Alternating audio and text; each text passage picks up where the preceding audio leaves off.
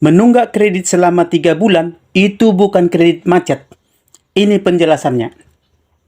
Anda harus ingat dan pahami skor kolektibilitas kredit yang tertuang dalam Peraturan Otoritas Jasa Keuangan nomor 40/POJK titik 03/2019 tentang penilaian kualitas kredit seorang nasabah atau konsumen.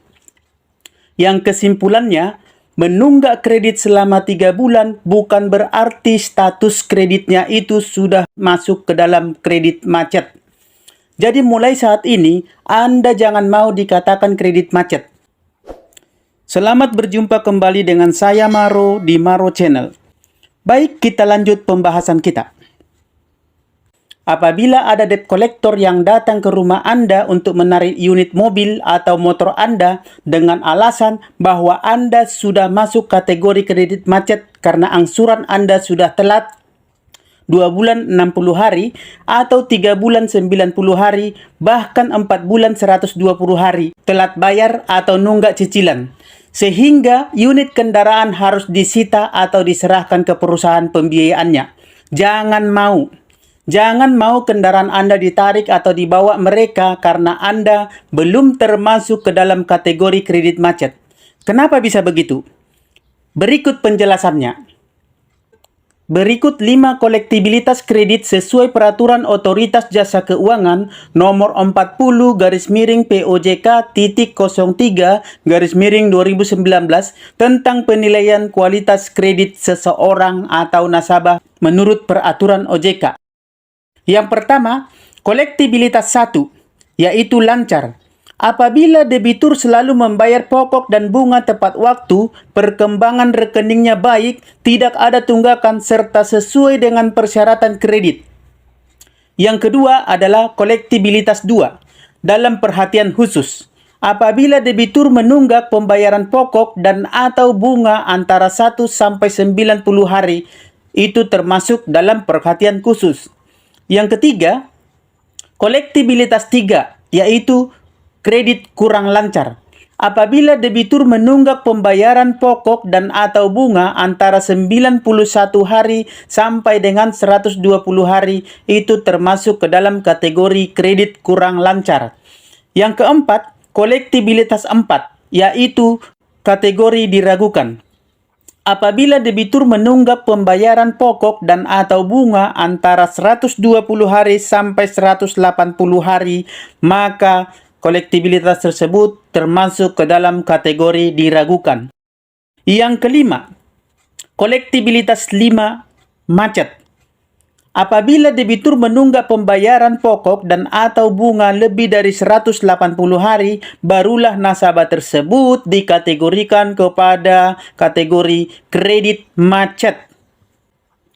Jadi jelas, sesuai peraturan OJK tersebut, bahwa angsuran yang menunggak selama 1 sampai dengan 4 bulan itu belum termasuk ke dalam kategori kredit macet. Jadi, kalau ada debt collector yang datang untuk menyita unit kendaraan Anda dengan alasan kreditnya macet atau kredit macet, tanyakan ke dia, skor kredit macet mana yang dia pakai, ukuran mana yang mereka pakai, peraturan dari mana yang mengatakan menunggak 1 sampai dengan 4 bulan sudah termasuk kepada kredit macet, sehingga itu menjadi alasan mereka untuk menarik kendaraan Anda. Selain itu, menurut Peraturan Mahkamah Konstitusi tentang eksekusi jaminan objek fidusia harus dan wajib melalui pengadilan negeri dan hanya bisa dilaksanakan oleh petugas dari pengadilan negeri, bukan oleh debt collector atau pihak ketiga yang tidak ada kaitannya dan tidak mempunyai wewenang dalam menjalankan penyitaan tersebut.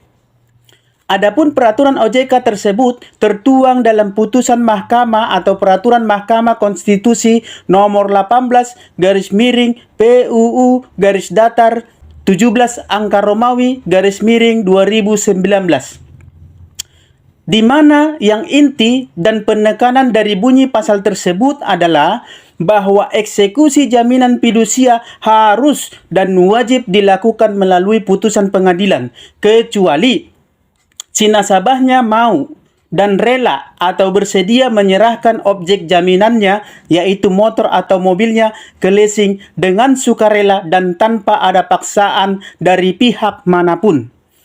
Jadi intinya, jadi nasabah itu harus bijak, harus paham undang-undang tentang pembiayaan, perbankan, dan leasing, supaya Anda tidak dirugikan hak-haknya sesuai dengan peraturan dan perundang-undangan yang berlaku di negara ini. Jadilah nasabah bijak yang paham hukum dan usahakan penuhi kewajiban Anda sebagai nasabah, karena pada intinya utang wajib dan harus dibayar. Tetapi apabila Anda tidak sanggup atau karena suatu kejadian atau tekanan ekonomi atau kondisi ekonomi yang membuat Anda tidak mampu untuk menyelesaikannya, maka Anda bisa melihat atau berpautan atau berpedoman kepada peraturan dan perundang-undangan yang berlaku di negara ini. Jangan pula perundang-undangan atau peraturan tadi Anda pakai untuk menyelamatkan diri Anda atau untuk menjadi alasan Anda supaya tidak bayar hutang. Ingat, hutang wajib dibayar. Harus dibayar.